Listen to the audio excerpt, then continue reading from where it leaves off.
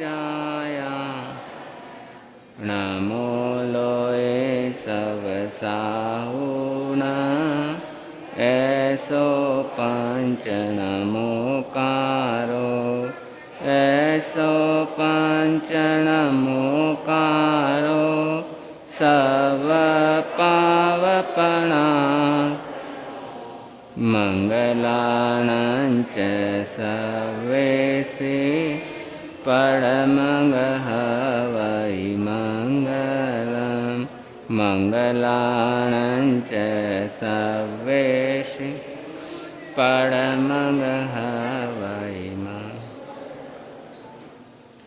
धम्मो मंगलमुखिठम् अहिंसा संयमो तवो देवावितं नमं सन्ति जस धम्मे संयमनो जहादुमस पुपेषु भमरो आवियैरसां नयपुफं खिलामि सोयपि नेहि अपयाम् एमये समनामुत्ता जेलोए सन्ति साहुनो विहङ्गमावपुफेषु दानभक्ते सनेरया वयं च वित्तिं लभामो नय कोई उवाहमयि आहगढे सूर्यन्ते पुफेषु भमराजा महुगार समबुद्धा जे भवन्ति अनिसिया नानापिण्डरयादन्ता तेन वुचन्ति साहुणोति बेमि।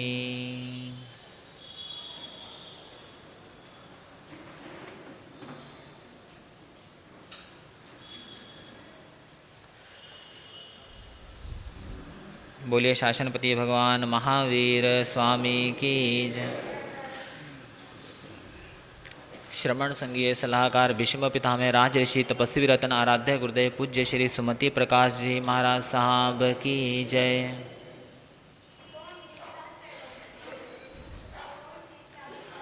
चरणों में जगह मांगे थे हमें दिल में बसा लिया। चरणों में जगह मांगे थे हमें दिल में बसा लिया। थे एक नजर के प्यासे थे एक नजर के प्यासे नजरों में समा लिया।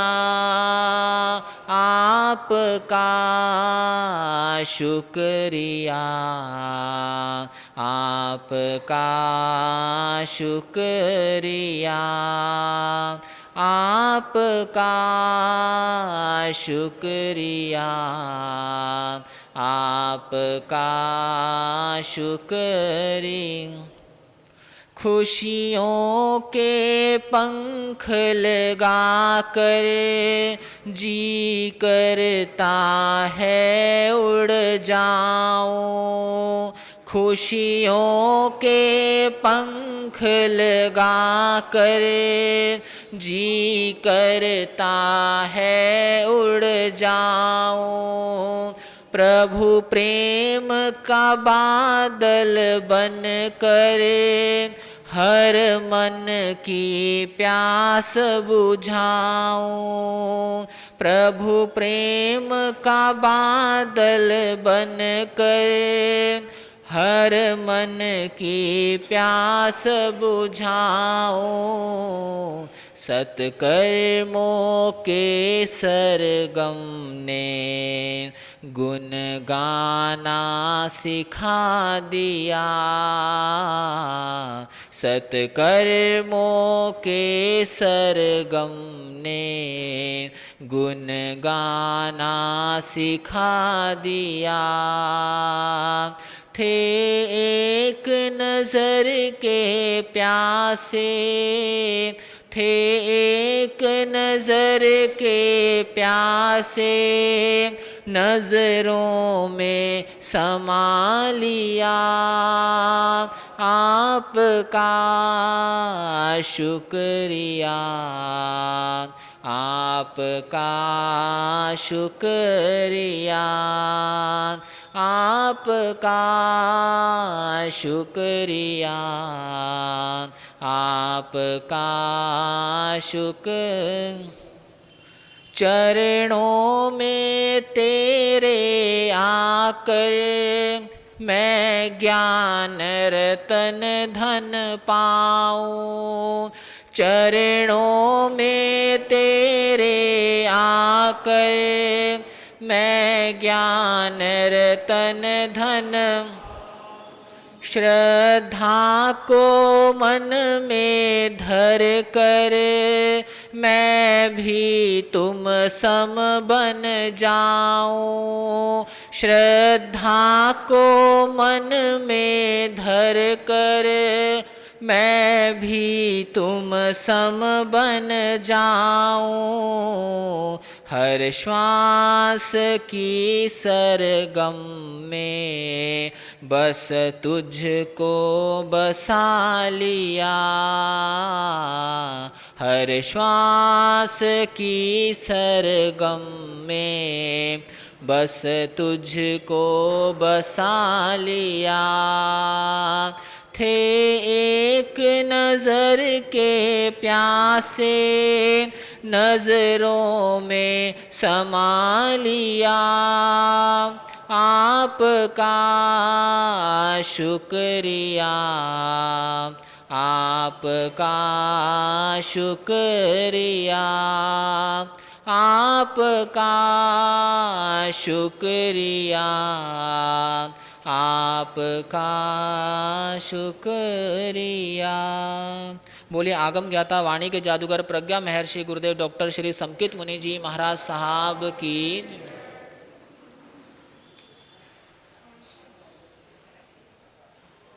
श्री महावीर शासन की सदा जय हो, सदा जय हो। श्री महावीर शासन की सदा जय हो, सदा जय हो। सुधर्मा स्वामी के गण की सदा जय हो, सदा जय हो। सुधर्मा स्वामी के गण की सदा जय हो, सदा जय हो। वीर शासन के रखवारे आचार्य संत सती गण हैं, वीर शासन के रखवारे आचार्य संत सती गण हैं। तपस्वी सुमति गुरुवर की सदा जय हो, सदा जय हो। तपस्वी सुमति गुरुवर की सदा जय हो, सदा जय हो। श्री महावीर शासन की सदा जय हो, सदा जय हो। श्री महावीर शासन की सदा जय हो, सदा जय हो।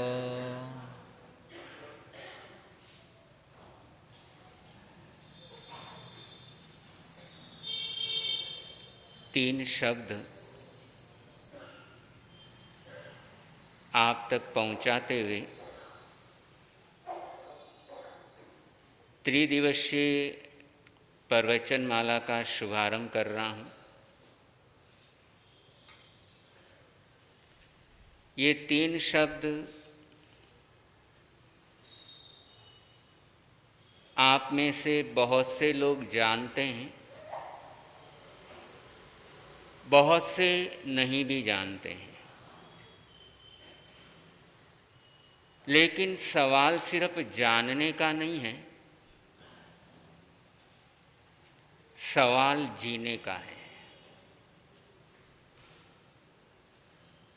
ये 3 शब्द हम जिंदगी में जीते हैं क्या?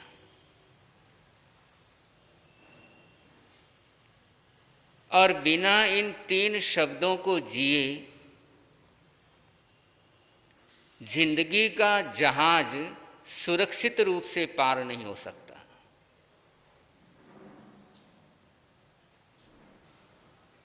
आपके घर के सुसंस्कार, आपके घर की सुसंस्कृति तभी तक जीवित रह सकती है जब तक इन 3 शब्दों को जीते हैं।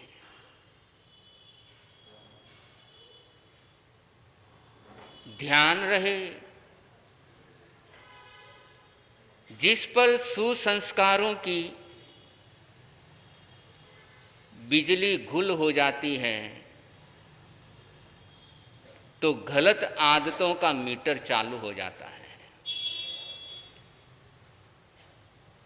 और यदि एक बार गलत आदत का मीटर चालू हो गया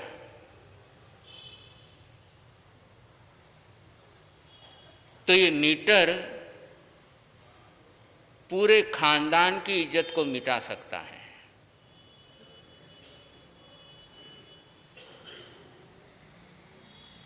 light off, meter on.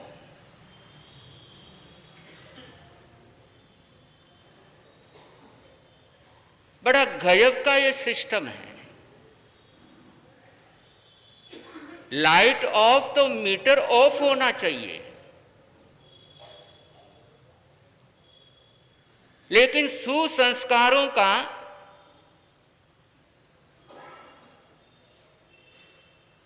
Metre बंद हो जाता है और गलत आदतों का मीटर चालू हो जाता है।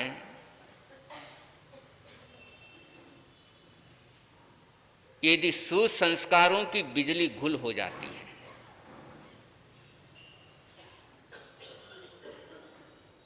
और यदि आप चाहते हैं कि मेरे परिवार का कोई भी सदस्य गलत आदत का शिकार ना हो,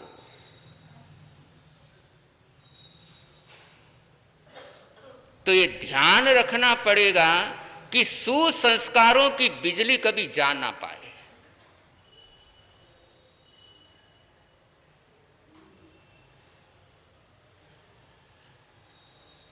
जैसे ही सुसंस्कारों का सूर्य छिप जाता है,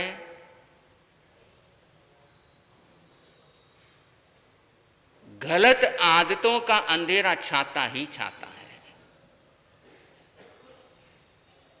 ऑटोमेटिक है।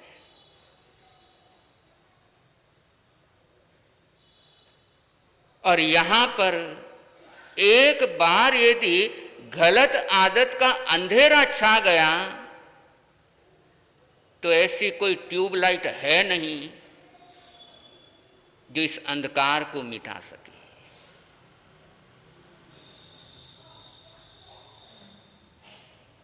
और इसलिए इन 3 शब्दों को न केवल जानना है बल्कि जीने का प्रयास करना है।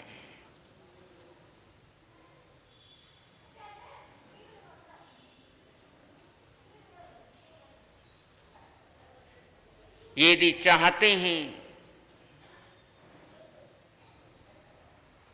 कि मेरे परिवार के किसी भी सदस्य को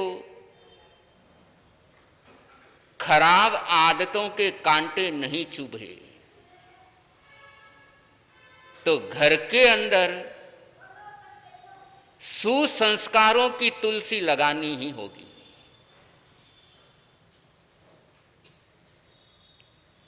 और वो सुसंस्कारों की तुलसी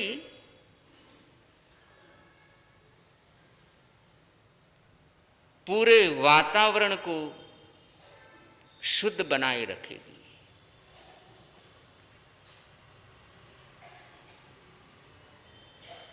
सुसंस्कारों के मोती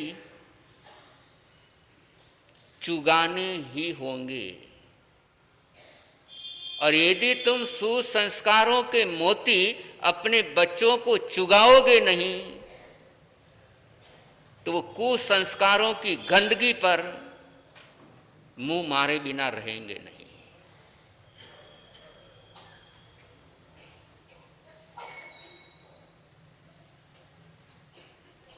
और ऐसा ही ये प्रयास कि हर घर के अंदर सुसंस्कारों की तुलसी पनपे। हर पेरेंट अपने बच्चों को सुसंस्कारों के मोती चुगना सिखाए।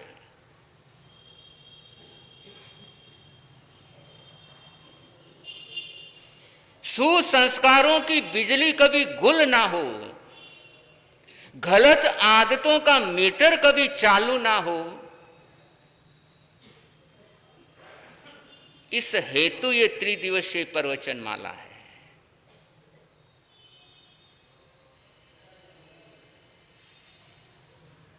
और आज पहला दिन है और उन 3 शब्दों का आज पहला शब्द लेते हैं। जो प्रतिक्रमण जानते हैं, प्रतिक्रमण करते हैं, उनके लिए 3 शब्द बिल्कुल जाने पहचाने हैं, लेकिन शायद उनका मतलब क्या है, उनका मीनिंग क्या है, उनका अर्थ क्या है, शायद नहीं जानते होंगे।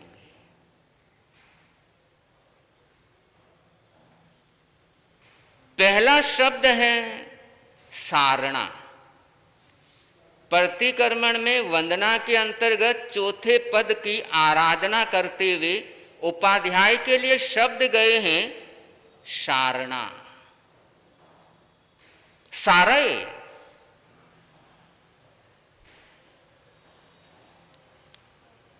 और इस सारणा का मतलब है अलर्ट करना। उपाध्याय संघ के हेड नहीं होते, लेकिन हेड के बराबर होते हैं, मुखिया।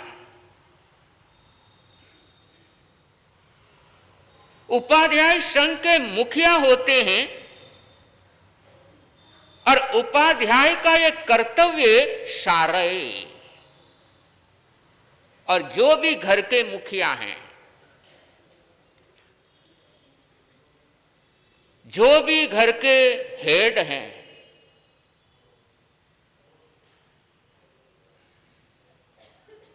उनको इस शब्द को न केवल जानना है बल्कि कैसे जीना, इसका भी प्रयास करना है। और इसीलिए पिछले कुछ दिनों से बोल रहा था कि बच्चों के साथ उनके माता पिता भी आए।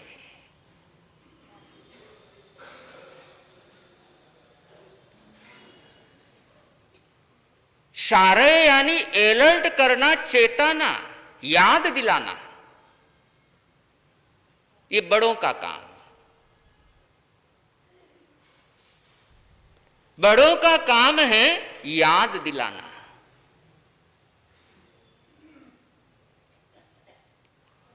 स्कूल का टाइम हो गया है, समय हो रहा है, याद दिलाना। ट्यूशन का टाइम हो गया है, ट्यूशन जाना है, याद दिलाना। अमुक क्लास का टाइम हो गया है, याद दिलाना। और ये तो आप लोग लगभग सभी ही करते हैं, लेकिन इसके अलावा और भी तो कुछ याद दिलाना रहता है। आपको सिर्फ इतना सा याद रहा, बच्चे को इंटरनेशनल स्कूल में एडमिशन करवाना है, इतना तो याद है। लेकिन सिर्फ इंटरनेशनल स्कूल में एडमिशन कराने मात्र से आपका बच्चा सद्गुणी हो जाएगा, काबिल हो जाएगा, इसकी गारंटी है?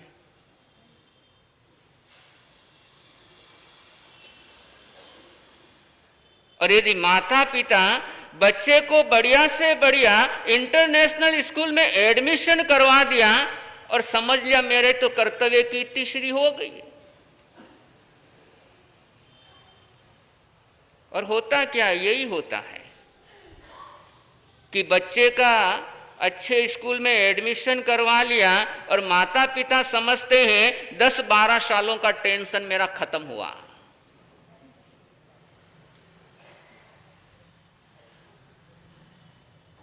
लापरवाह।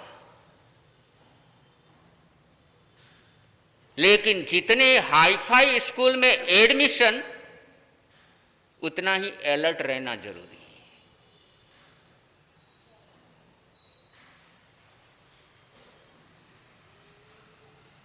तो पेरेंट्स को न केवल स्वयं अलर्ट रहना पड़ता है, बल्कि बच्चों को अलर्ट करना भी पड़ता है।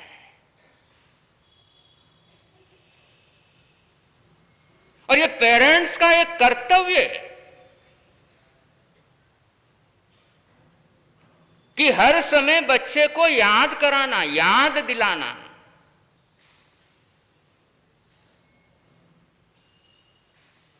और याद दिलाते रहते हैं, याद कराते रहते हैं, बेटा तेरे दादाजी, तेरे दादी जी इस प्रकार का जीवन जीते थे, तेरे दादा इस प्रकार के बढ़िया से बढ़िया काम किया उन्होंने, ऐसे उन्होंने समाज की सेवा की, ऐसे उन्होंने किया। यदि उन अपने परिवार का उनको इतिहास याद दिलाते रहते हैं,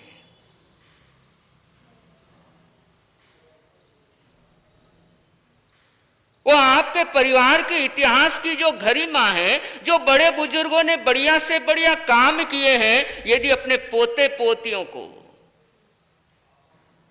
समय समय पर वो बताते रहते हैं, अपने गुरुओं के बारे में, अपने पारिवारिक सदस्यों के बारे में, कि तुम्हारे गुरु ऐसे हुए, ऐसे वो गुरु थे, उनके गुरु ऐसे थे, उनके गुरु ऐसे थे, और लगातार उनको ऐसी चीजें बताते रहते हैं,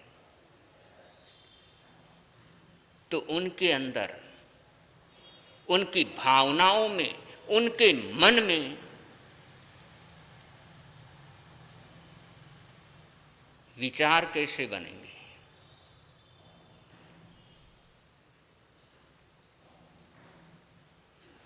और जब से ये चीजें दादा दादी, नाना नानी की कहानियां खत्म हो गई,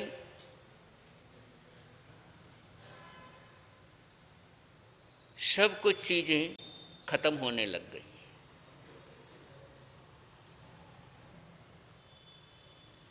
टाइम नहीं रहा, ने बच्चों के पास समय, ने दादा दादी के पास समय नहीं है, बिजी हैं। बच्चे भी बिजी हो गए, बूढ़े भी बिजी हो गए।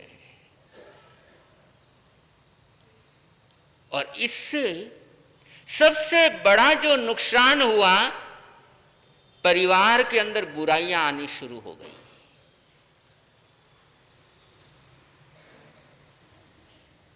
और इसका विशेष प्रसंग दादा दादी का दिवस रखा हुआ है, उस दिन थोड़ा डिटेल से इसकी चर्चा होगी, जो कि 14 तारीख को रखा गया है। दादा पोते दिवस, दादी पोती दिवस 14 तारीख को रखा हुआ है, और उस विषय पर बड़ी अच्छी सी चर्चाएं चलेगी, दादा दादी के बारे में भी और पोते पोती के बारे में भी, कि ये सारणा का अभाव हो गया। और यदि आगम को पढ़ते हैं तो सारणा के माध्यम से भटके हुए को भी संभाल लिया था। कदम भटकने वाले थे, लेकिन सारना के माध्यम से भटकने से पहले संभाल लिया। मेघ कुमार दीक्षा ली और दीक्षा के पहली रात्रि के अंदर ही परेशानियां आनी शुरू हो गई, तो मन में संकल्प कर लिया, प्रातः होते ही प्रभु को कहूंगा संभालो ये अपना बाना, मुझे तो घर जाना।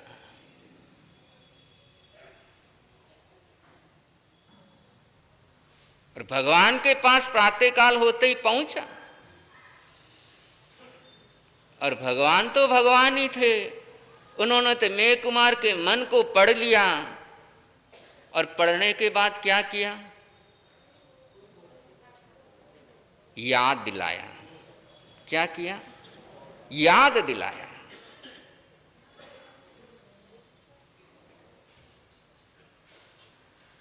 और मेघ कुमार को याद दिलाया तो जिसने भटकने का पूरा प्रबंध कर लिया था, फिर भी भटक नहीं पाया।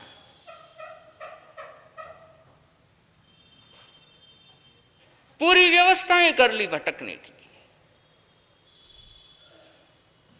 लेकिन फिर भी बच गया, क्योंकि परमात्मा ने उसे याद दिला दिया कि मेघ, इतनी थोड़ी सी प्रॉब्लम से, ऐसी थोड़ी सी समस्या आई, प्रतिकूलता आई, और तू भटकने लग गया, लेकिन हाथी के भव के अंदर तूने तो कितनी प्रतिकूलता सही है। नरक के अंदर कितनी गर्मी सही है। नरक का टेम्परेचर, अगर गर्मी का टेम्परेचर देखो तो नरक का टेम्परेचर कितना डिग्री हो सकता है?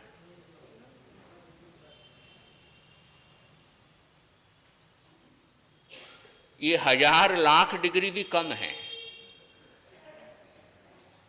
और ऐसी गर्मी में हजारों क्या, लाखों क्या, करोड़ों करोड़ों वर्ष रह करके आए हैं। और यदि उस गर्मी को याद कर ले तो सामाई के वक्त पंखा चलाने का मन करेगा?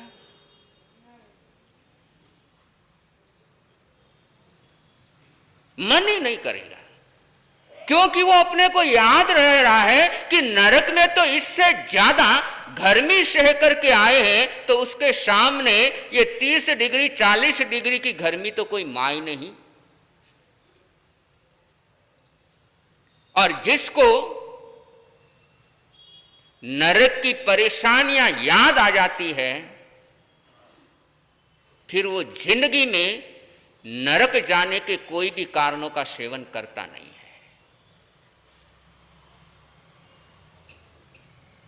इसलिए माता पिता का सबसे पहला जो दायित्व है, सबसे पहला जो कर्तव्य है, वो है अपनी संतानों को समय समय पर याद दिलाते रहना कि तू जैन है, जैन के ऐसे संस्कार होते हैं, जैनों का ऐसा पहनावा होता है, जैनों का ऐसा खान पीन होता है। अब ऐसा नहीं है कि सामने वाले को पता नहीं है, पता है, लेकिन फिर भी यदि पेरेंट्स है तो याद दिलाते हैं, समय समय पर गुरु चरणों में ले जाते हैं, ताकि उसे याद रहे ऐसे त्यागी तपस्वी मेरे गुरु हैं। मौका मिला, गुरु चरणों में पहुंच गए, मौका मिला लेकर के सत्संग में पहुंच गए, और ऐसे स्थान पर लेकर के पहुंचेंगे तो बच्चे को अपने संस्कार याद रहेंगे। और यदि ये चीजें भूल गए कि न स्वयं गुरुओं के पास जाते हैं न बच्चों को लेकर के जाते हैं, तो बच्चे को याद क्या रहेगा।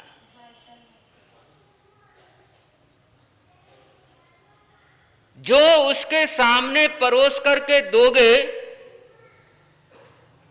वो ही लेगा।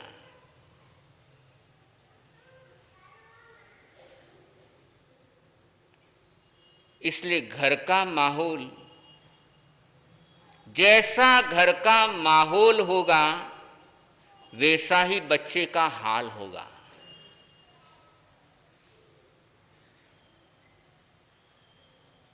कि आपके घर का माहौल कैसा है, आपके घर का वातावरण कैसा है, वैसे ही बच्चे का चल करके हाल होगा।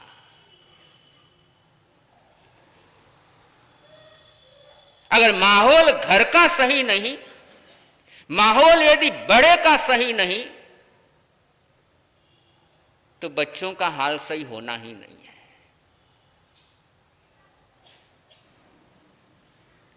और घर के माहौल बनाने का दायित्व ये बच्चों का नहीं है, ये बड़ों की जिम्मेदारी।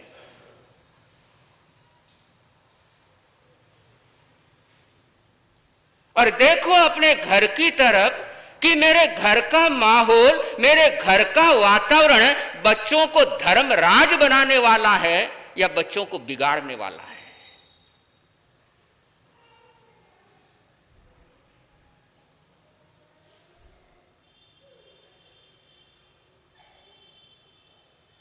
नजर दौड़ाओ।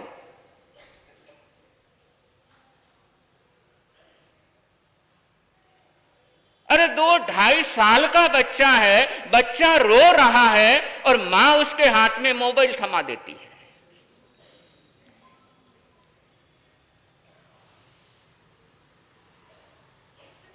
और बच्चे को उस समय मोबाइल की जरूरत है या माता पिता की जरूरत है।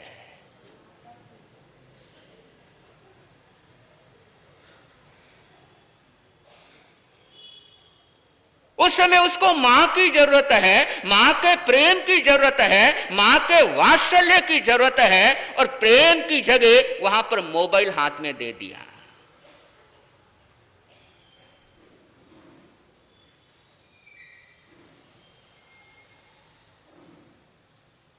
तो बच्चा धर्मराज कहां बन पाएगा।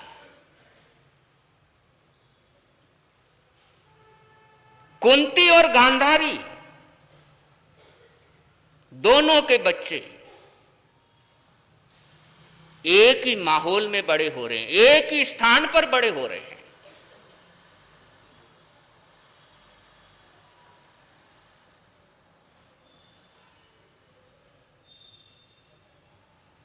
पांडव सुधरे हुए रहे, दुर्योधन आदि बिगड़ गए।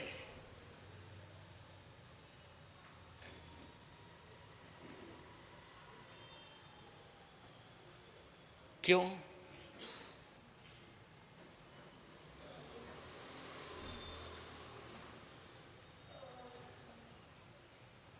पिता अंधे, पिता धृतराष्ट्र अंधा, और मां ने भी आंखों पर पट्टी बांध ली।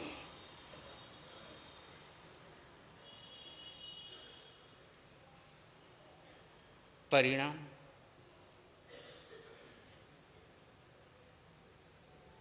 घर में दुर्योधन हो गए।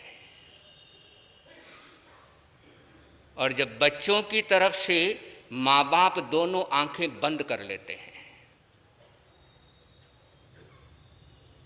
आंख होते हुए भी,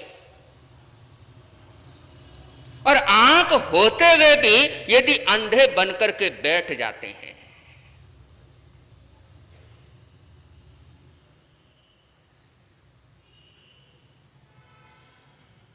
तो संतान का धर्मराज बनना सपना हो जाता है।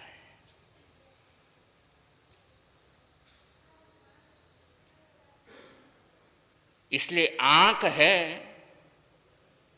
तो कम से कम आंखें खुली रखो।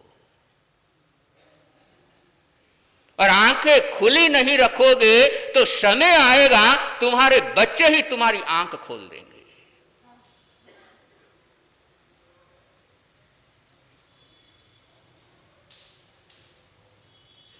बंदों कोई जन्म से ही दुर्योधन पैदा नहीं होते हैं।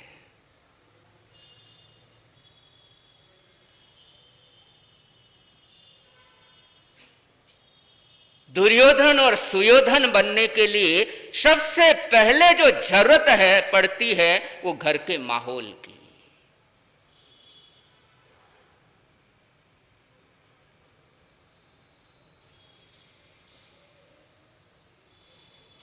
कि मेरे घर का माहौल कैसा है, मेरे घर का वातावरण कैसा है, मेरे घर का एटमॉस्फेयर कैसा है, कि मेरे घर का माहौल धर्मराज बनाने वाला है या मेरे घर का माहौल किसी को दुशासन बनाने वाला है।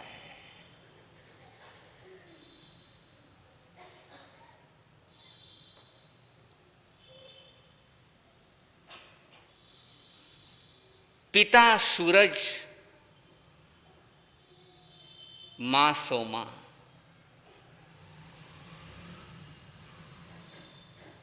और सूरज और सोमा की इकलौती बेटी पिंकी।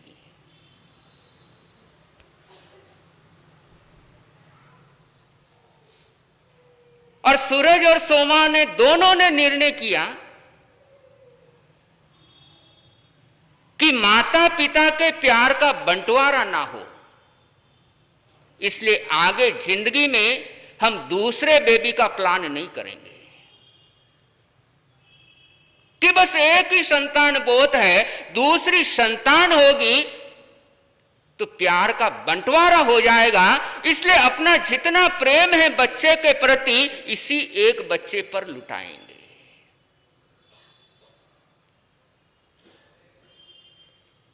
इसी एक बच्चे को अपना प्रेम देना है, अपना वात्सल्य देना है, और इस सोच के साथ उन्होंने दूसरे संतान की कभी सोची ही नहीं।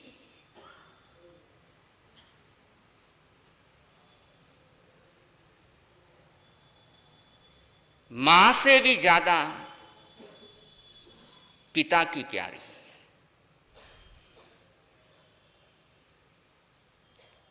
पिंकी पिता की प्यारी बेटी, पिता की राज दुलारी बेटी, पिता की जान।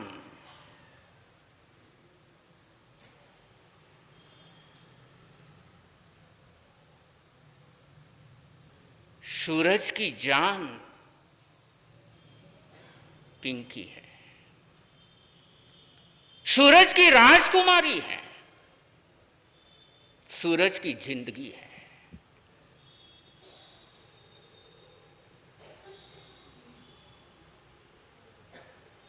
संपन्न परिवार है,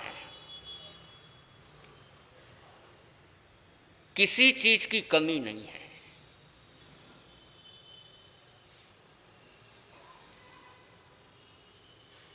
और पिंकी को लेकर के बड़े बड़े सपने पिता ने सजा के रखे। और जिस दिन पिंकी का जन्म हुआ उसके नाम से लाखों रुपए की एफडी बैंक में करा के रख दी।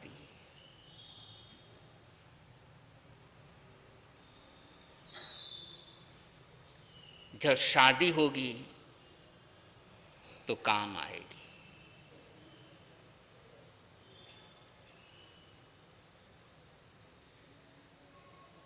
और पिंकी बड़ी खूबसूरत, बड़ी प्यारी और वास्तव में राजकुमारी।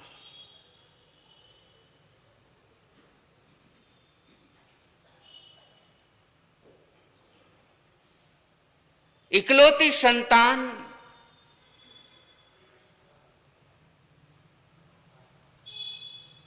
और उसकी पूरी होती है हर डिमांड।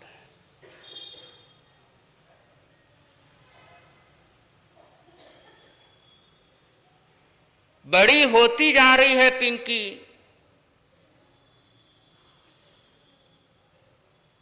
और उसके मुंह से कोई शब्द निकलता है तो मां पूरा करे या ना करे, लेकिन पिता पूरा करने के लिए तैयार है।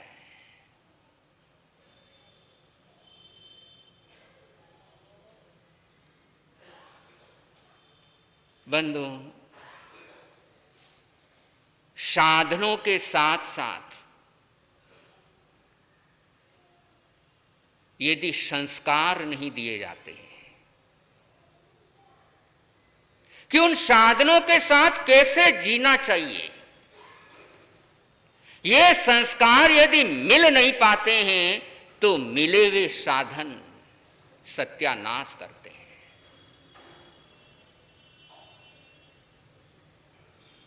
और यहीं पर चूक जाते हैं। साधन तो देते ही जा रहे हैं, देते ही जा रहे हैं, लेकिन उस साधनों के साथ संस्कार यदि नहीं दिए हुए हैं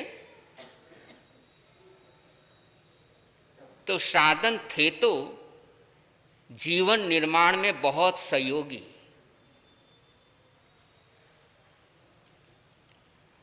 लेकिन वो संस्कार नहीं है तो स्वयं के लिए दुर्भागी हो जाते हैं।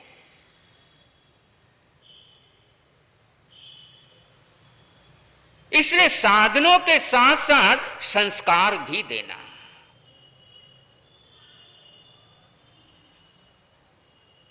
और ये तब होता है जब पहली बात, पहला शब्द सारणा, मत भूलो इसको,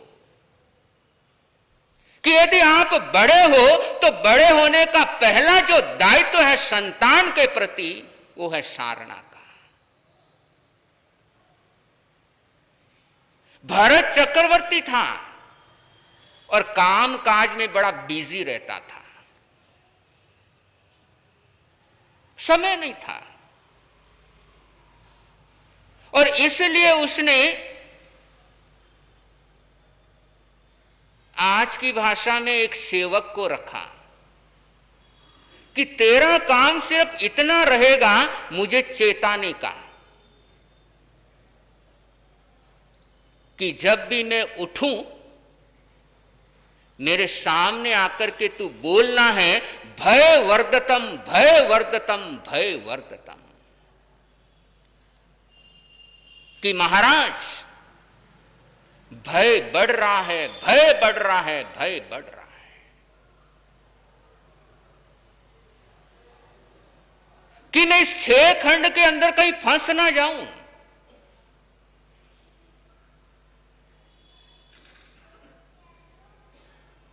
इससे कहीं मैं बाहर निकलना मेरे लिए मुश्किल ना हो जाए, इसलिए रोज मुझे याद दिलाते रहना, रोज मुझे याद कराते रहना।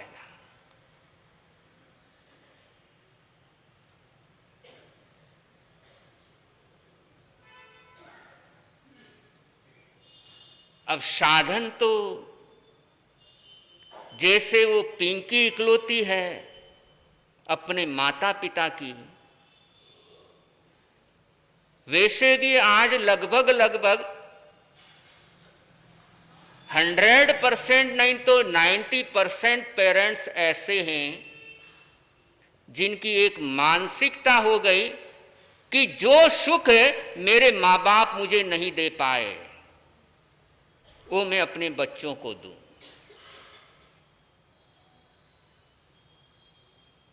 कि मैं कमी में, मेरे समय पिता के पास कमी थी और जो मौज मजे मैं नहीं कर पाया वो मेरे बच्चे करें। हर पेरेंट्स के आज इसी भावना के साथ वो आगे बढ़ता है कि मेरा जीवन, मेरा बचपन अभावों के अंदर बीता है, मेरा बचपन मुश्किलों के अंदर बीता है, लेकिन मेरे बच्चे का जीवन वो अभाव के अंदर व्यतीत ना हो, उसके जीवन के अंदर एक भी चीज की कमी नहीं रहनी चाहिए। और लगभग ये हर किसी की मेंटेलिटी बनी हुई है। और ये मानसिकता के कारण जो बच्चे डिमांड करते हैं वो तुरंत हाजिर होता है।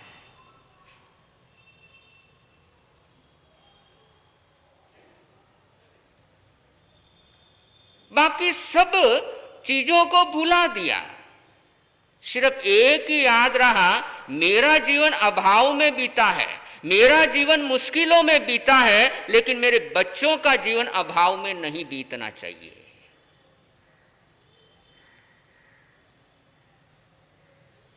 लेकिन बाकी सब भुला दिया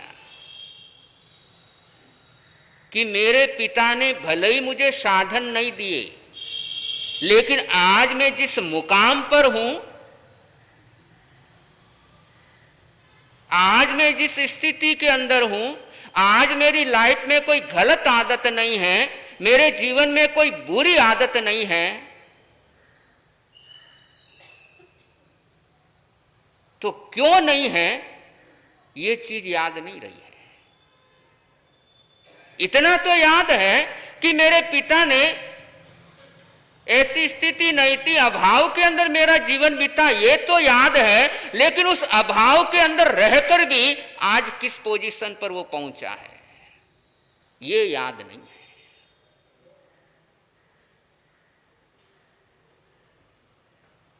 और इसीलिए सिर्फ दिमाग में यही है, मुझे साधन नहीं मिले तो मेरे बच्चों को जरूर मिलने चाहिए। मैं सरकारी स्कूल में पढ़ा, लेकिन मेरे बच्चे तो इंटरनेशनल स्कूल में पढ़ने ही चाहिए।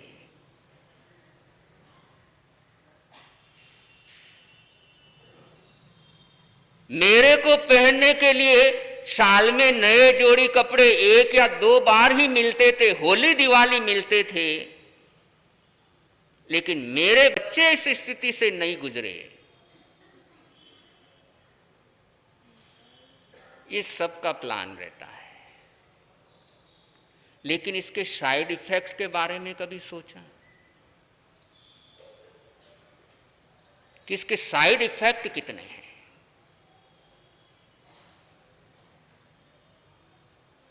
कि साधन तो देते हो, ठीक है, देने चाहिए, लेकिन साधन के साथ साथ सुसंस्कार भी तो देने हैं।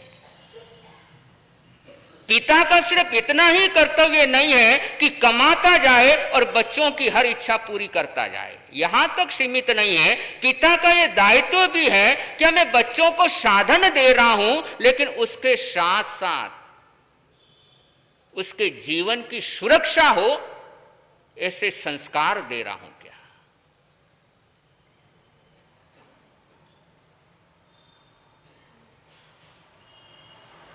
पिंकी बड़ी हो रही है, पिता को कमाने से फुर्सत नहीं, मां को घूमने से फुर्सत नहीं।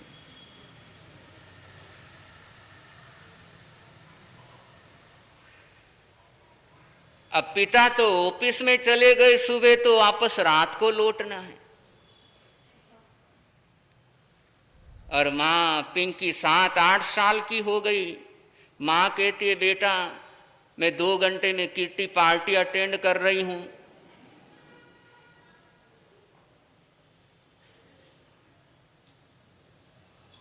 मैं जा रही हूं।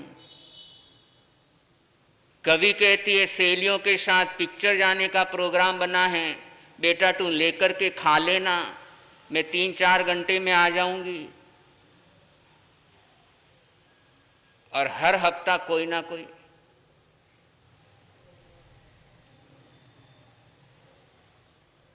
और पिंकी ऐसे माहौल में बड़ी हो रही है।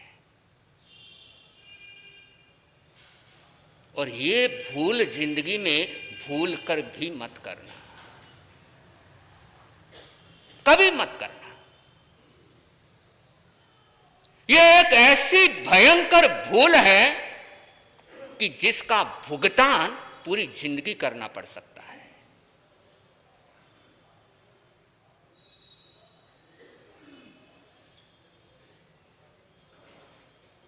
ने पापा के पास समय, ने मम्मी के पास समय।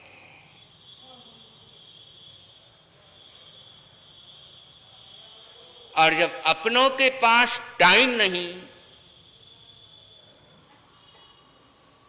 तो फिर आदमी दूसरों को खोजता है, फिर आदमी दूसरे को ढूंढता है, फिर वो दूसरों का साथ खोजना शुरू करता है। अब मम्मी भी चली जाती 2-2 घंटे के लिए, कभी सहेलियों के साथ घूमने जा रही है, कभी उस पार्टी में जा रही है, कभी वहां पर जा रही है, और पिंकी घर में अकेली, और साधन पूरे दिए हुए हैं।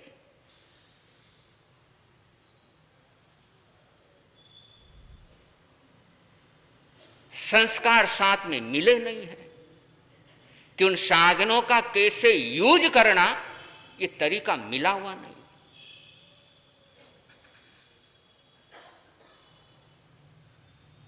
अब 2-3 घंटे बच्चा घर में अकेला हो, कोई ध्यान रखने वाला नहीं हो, कोई उसे देखने वाला नहीं हो, तो अनजाने में ही अनेकों बार पता नहीं होता उसे कि मैं जिस रास्ते पर आगे बढ़ने जा रहा हूं वो गलत रास्ता है या सही रास्ता है, नहीं पता उसे, लेकिन वो ऐसे मार्ग पर कदम आगे बढ़ा देता है कि उसे खुद भी पता नहीं लगता है।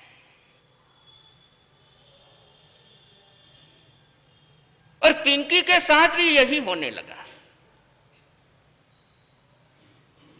कि मम्मी बाहर चली जाती, पिता ऑफिस में रहते, कोई रहता नहीं, मोबाइल उसके हाथ में, कभी उसको फोन करके बात कर रही है, कभी उसको फोन करके बात कर रही है, कभी आपस में चैट हो रहा है, और धीरे धीरे ये सिलसिला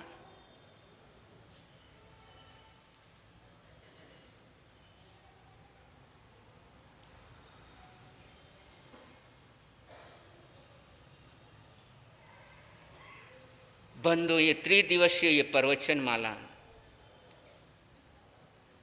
सिर्फ माथे की खाज मिटाने के लिए शुरू नहीं की है।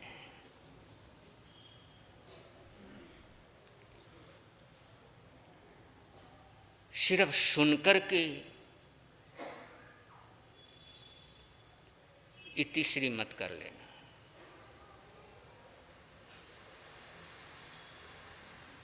वर्तमान का माहौल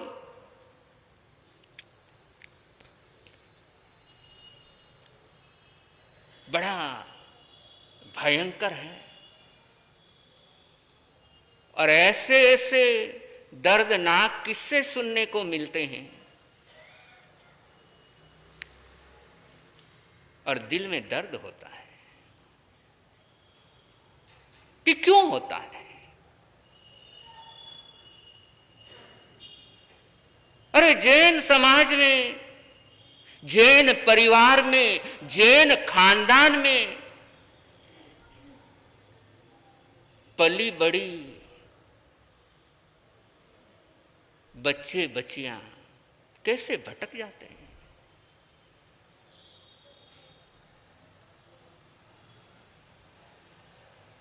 और घर से बाहर कदम रखो, और घर से बाहर क्यों, पहले तो भटकने के लिए घर से बाहर जाना पड़ता था, अब तो भटकाने वाले रास्ते डायरेक्ट कमरे में आ रहे हैं। पहले तो माता पिता नजर भी रख सकते थे कि बाहर गया है कोई, बाहर गई है, कितने टाइम में आ रहा, कितने समय में आ रहा, किसके साथ टाइम स्पेंड कर रहा है, पहले तो घर वाले पता भी रख सकते थे। लेकिन आजकल, और बंधु, जब कोई बाहर रह रहा है, घर से बाहर है, तो भी बाहर वाले के साथ, कॉलेज गया है, कॉलेज गई है, स्कूल गई है, तो भी बाहर वालों के साथ, और घर में आ गई तो भी बाहर वालों के साथ।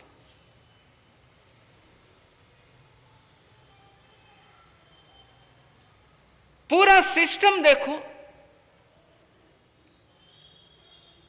कि माता पिता को ने माता पिता को, ने बच्चों को एक दूसरे के साथ बात करने का भी समय,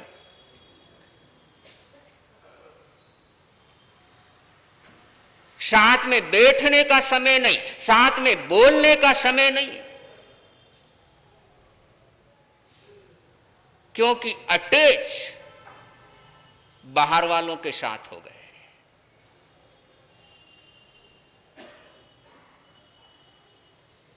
कि बाहर हैं, बाहर गए हुए हैं, बाहर वालों के साथ हैं, फिर भी चलो ठीक है, लेकिन घर में कदम रखने के बाद भी कहां जुड़े हुए हैं। अरे जब घर के अंदर आ गए, घर में तुम पहुंच गए हो, तो फिर घर वालों के साथ जुड़ो, फिर क्यों बाहर वालों के साथ जुड़े हुए?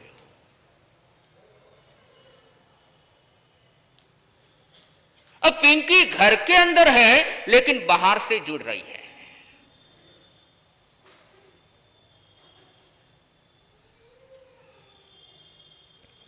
और समय गुजरता गया,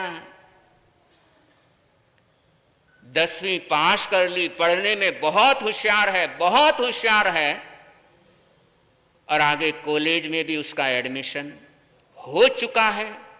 माता पिता खुश है, पिंकी भी अपनी दुनिया में खुश है,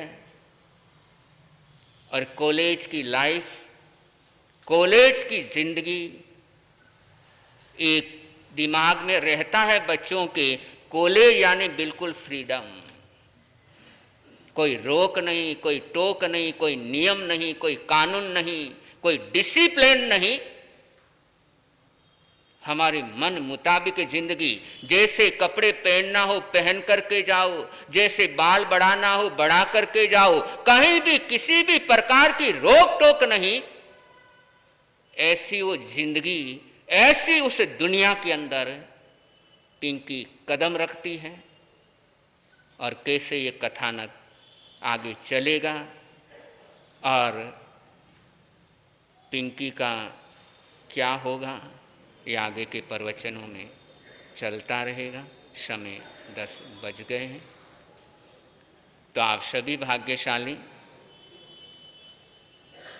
सत्संग का, प्रभुवाणी का भरपूर लाभ ले रहे हैं। सबके लिए बहुत बहुत मंगल कामनाएं, सद्कामनाएं देते हैं।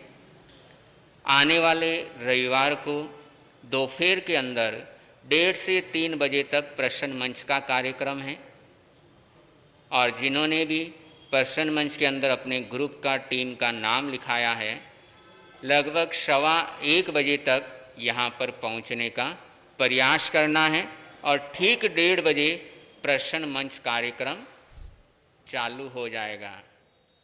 1:30 बजे यानी